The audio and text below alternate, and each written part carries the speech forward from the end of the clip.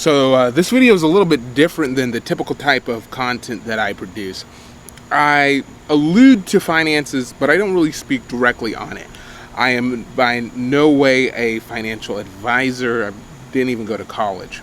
But I do have plenty of free time to educate myself, and I kind of wanted to let you guys know kind of what my viewpoint on the housing market is right now.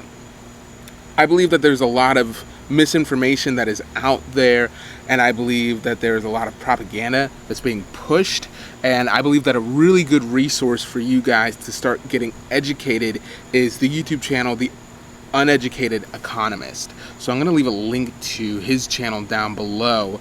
I love everything that he's doing over there. He does almost daily live streams, if not daily live streams, on his viewpoint on the economy.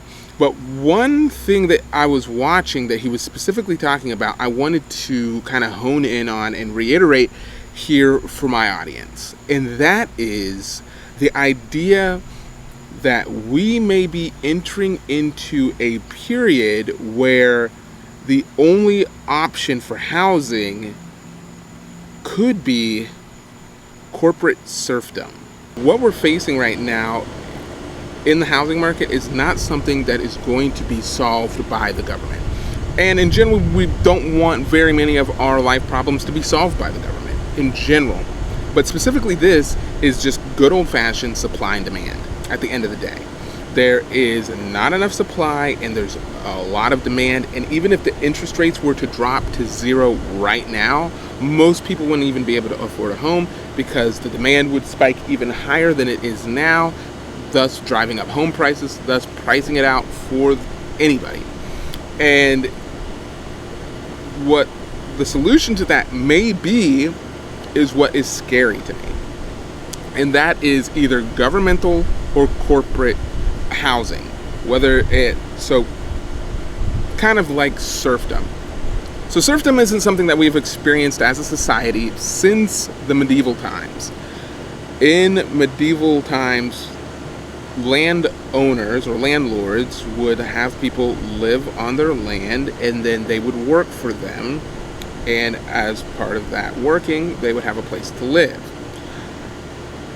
And what we've experienced here in this country is corporate towns or company towns where the company would own the housing for their employees, and either the housing would be a bonus or a benefit of working for the company, or it'd be something that the employees would have come out of their paycheck and pay for their housing.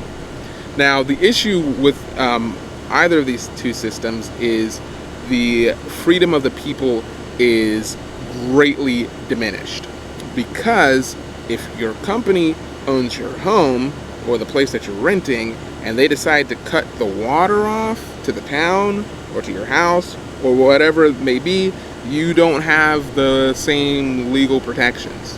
And that was a big problem for company towns back in the day. So how do we fix the supply issue?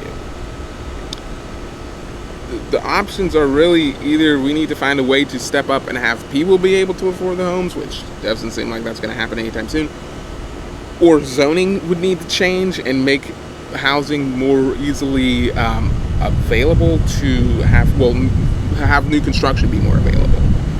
And so,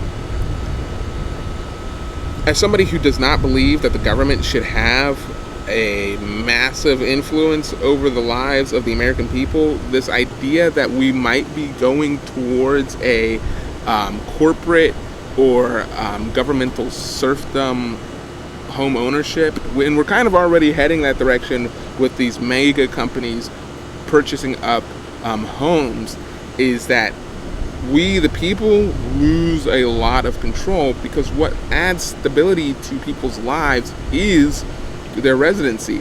And when this becomes the biggest portion that most people pay out on a month-to-month basis is their housing or their home expenses, whether it's rent or home ownership, it becomes very dangerous.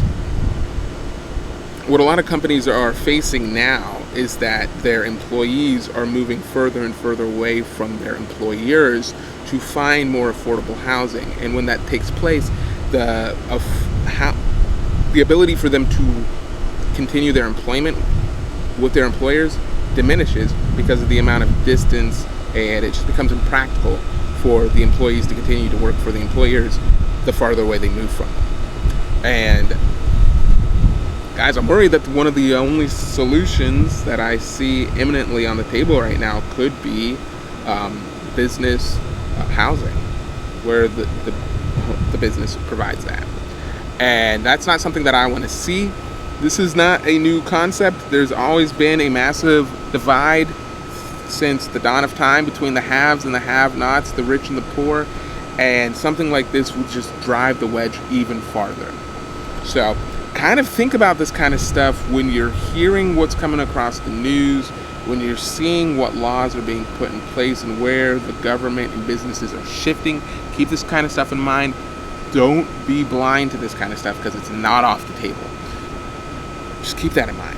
But if you found this video helpful, or if you like this type of content from me, please let me know down in the comment section below if you like this kind of stuff. If you don't, and you don't want to see me make this kind of video ever again, also leave that down in the comment section below. Please subscribe to The Uneducated Economist. He has great content if you'd like to hear it from a different platform than me. But I will catch you guys in the next video.